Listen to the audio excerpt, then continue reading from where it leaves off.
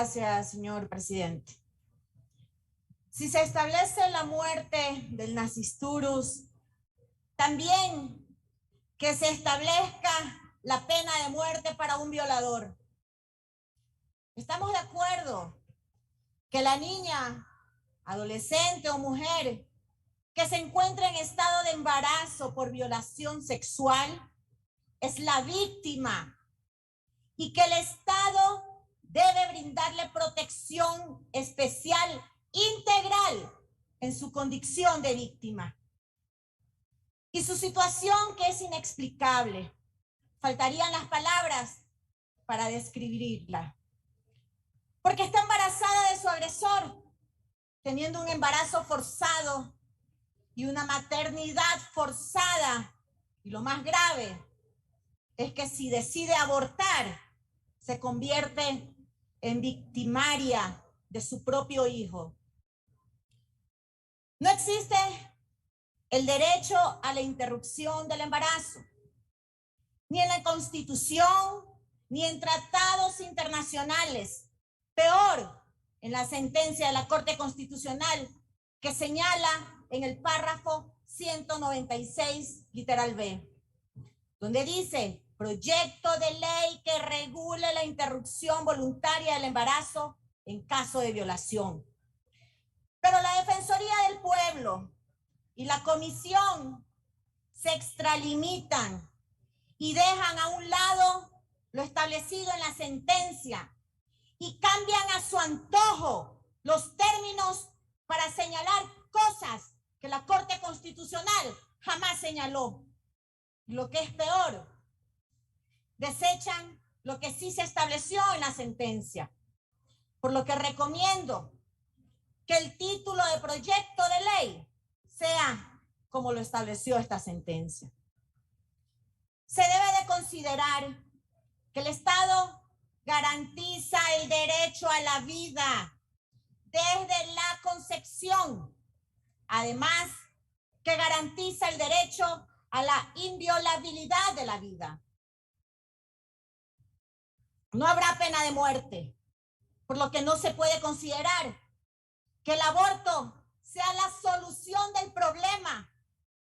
En esto no estoy de acuerdo con lo dispuesto en la sentencia de la Corte Constitucional número 3419, que se presenta muchas veces dentro del mismo entorno familiar, quienes son los llamados a proteger a sus hijos y familias. Es necesario que el Estado actúe con mayores programas de prevención de los delitos sexuales para que las niñas, adolescentes y mujeres víctimas de violencia sexual puedan recibir la atención psicológica y médica con semáforo rojo de manera urgente, prioritaria e inmediata, así como los métodos anticonceptivos de emergencia para evitar los procesos traumáticos que implican los abortos, o como le llaman en el proyecto de ley, la interrupción del embarazo. Este tema es muy sensible y se encuentra en una línea muy delgada. Que un embarazo no deseado, sean adolescentes, sean niñas o mujeres adultas, tal como se lo está planteando en este presente proyecto de ley, pueda manejárselo como un aborto por violación sexual, al no establecerse parámetros legales que conlleven a la investigación del delito principal, que es la violación sexual. En la sentencia de la Corte Constitucional, en el párrafo 196, literal A, dispone que en el artículo 150, numeral 2 del COIP, se elimina la frase "en una mujer que padezca de discapacidad", con lo que el artículo quedaría si el embarazo es consecuencia de una violación.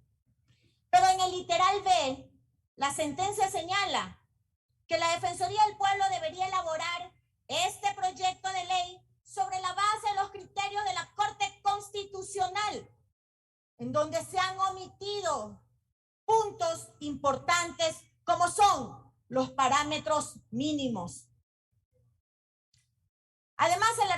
184 de la Constitución nos establece a nosotros como legisladores que tenemos la obligación de adecuar formal y materialmente las leyes y demás normas jurídicas a los derechos previstos en la Constitución y tratados internacionales, y que estos sean necesarios para garantizar la dignidad del ser humano. Señores legisladores, en ningún caso la reforma de la Constitución, de las leyes, de otras normas jurídicas ni los actos del poder público atentarán contra los derechos que reconoce la Constitución. Aquí es importante volver al artículo que muchos han mencionado, el artículo 45, protección desde la concepción, y el artículo 66, numeral 1, la inviolabilidad de la vida, que son derechos consagrados en nuestra Constitución, por lo que me cuestiono en voz alta. ¿Existen otros derechos mayores que el derecho a la vida? Sin embargo, en la sentencia de la Corte Constitucional, en el párrafo 81, ya se ha legalizado el aborto para todos los casos de violación.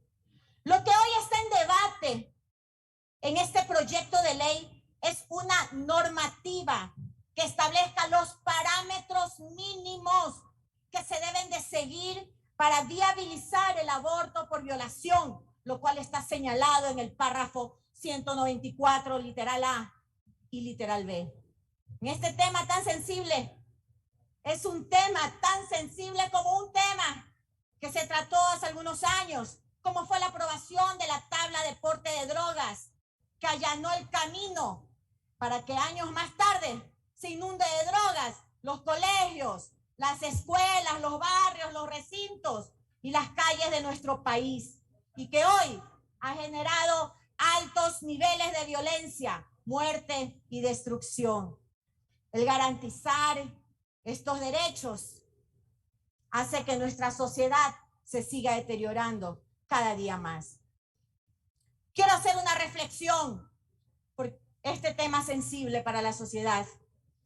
Que nosotras las mujeres, cuando vemos a nuestras hijas, a nuestras hermanas, amigas, ni siquiera nos imaginamos la reacción que tendríamos al saber que ellas fueron violentadas sexualmente y que producto de aquello hay un ser inocente en su vientre.